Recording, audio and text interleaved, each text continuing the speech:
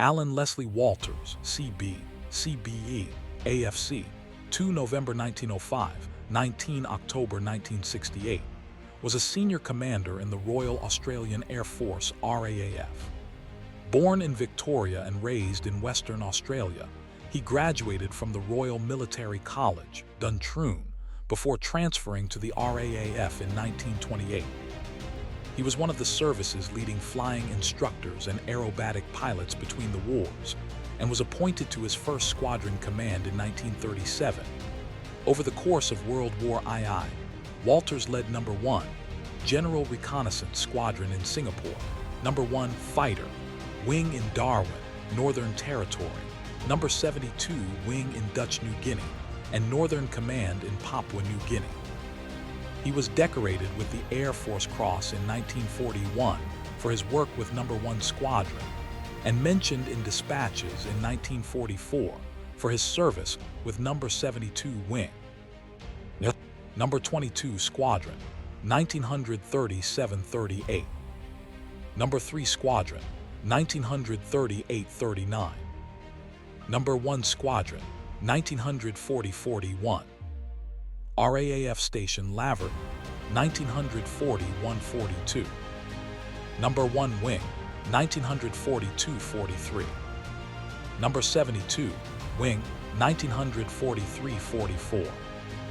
Northern Command, 1945-46. Southern Area Command, 1948-50. RAAF Overseas HQ, 1951-52. Home Command, 1954-57. Support Command, 1959-62.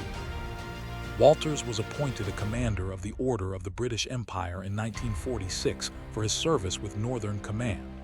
Already marked out for senior roles in the post-war RAAF, his positions during the 1950s included Air Officer Commanding, AOC, Southern Area Command, AOC RAAF Overseas Headquarters in London, Head of the Australian Joint Services Staff in Washington, D.C., AOC Home Command, Air Member for Personnel, and AOC Support Command.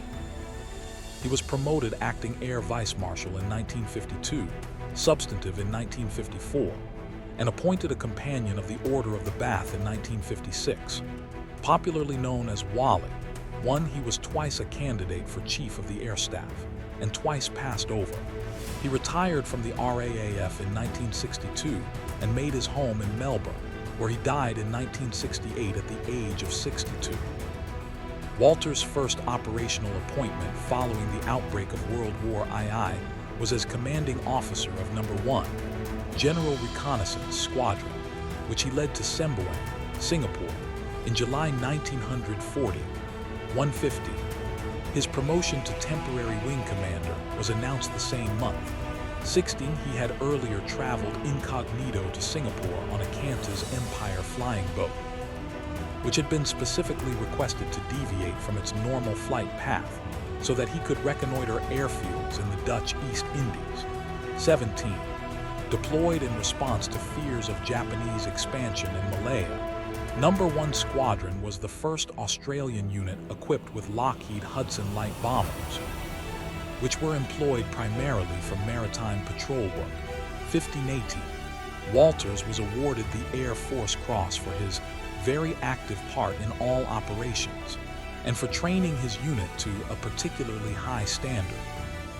The honor was gazetted in the 1941 King's Birthday Honors. 119. He succeeded Frank Lukes as commanding officer of RAAF Station Lavert, Victoria, in May the same year, and was promoted acting group captain 220. In May 1942, he joined Allied Air Forces Headquarters, Southwest Pacific Area SWPA, in Melbourne as Assistant Director of Operations. 21. He was made a temporary group captain in September, and transferred to Headquarters RAAF Command as Senior Air Staff Officer. 2223. On 7 October 1942, Walters took command of a new formation, No. 1 Fighter Wing, at RAAF Station Richmond, established to boost the air defense capability of Australia's northwestern area. The wing comprised 3 Supermarine Spitfire squadrons that had been transferred from Europe: Number 54 Squadron RAF, Number 452 Squadron RAAF, and Number 457 Squadron RAAF. With Wing Commander Clive Caldwell, Australia's top-scoring flying ace of the war, as his wing leader, Walters began deploying aircraft and men to Darwin, Northern Territory in December, providing a fillip for morale in the region. 2425, proudly declaring himself Australia's oldest fighter pilot. Walters was reported as taking every opportunity to join his men in the air. 126, he flew as Caldwell's wingman in Number 1, Wing's first major action against the Japanese over Darwin on 2 May 1943. 27, 8 Spitfires crashed, and several others made forced landings, for the destruction of 1 Japanese bomber and 5 fighters. 28, Walters narrowly avoiding being shot down when he warned Caldwell of an attacking enemy fighter, to the detriment of his own safety. After they landed, Caldwell chided his commander, "You silly old so-and-so. You want to look after your own skin instead of worrying about someone else's." 27. On 20 June, Walters participated in the Wing's most successful combat against the Japanese to that time, personally accounting for one of 14 raiders claimed by the Spitfires, for the loss of 2 of their own number. 29. He posted out of Darwin a few days later, having earned the admiration of Caldwell and the rest of the Wing's personnel. 30. 3 men in light-colored uniforms with peaked caps, seated on a Jeep bonnet. Walters right, as officer commanding Number 72 Wing in New Guinea, December 1943.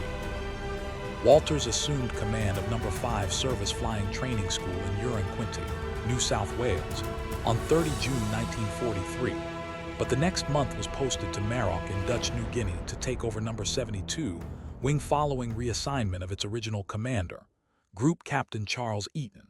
1530-132 comprising Number 84 Squadron, flying CAC Boomerang fighters, Number 86 Squadron, Curtis P-40 Kitty Hawk fighters, and Number 12 Squadron, Vultee A-31 Vengeance dive bombers.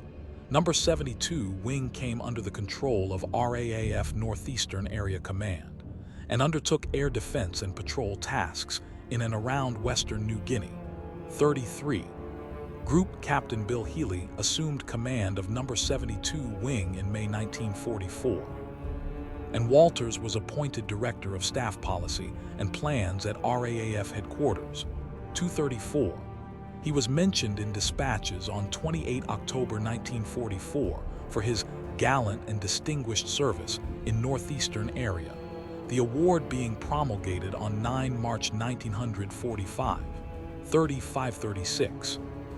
In February 1945, Walters was promoted to Acting Air Commodore and took over from Air Commodore Lukes as Air Officer Commanding, AOC, Northern Command, directing its operations in New Guinea, New Britain and Bougainville until the end of the war.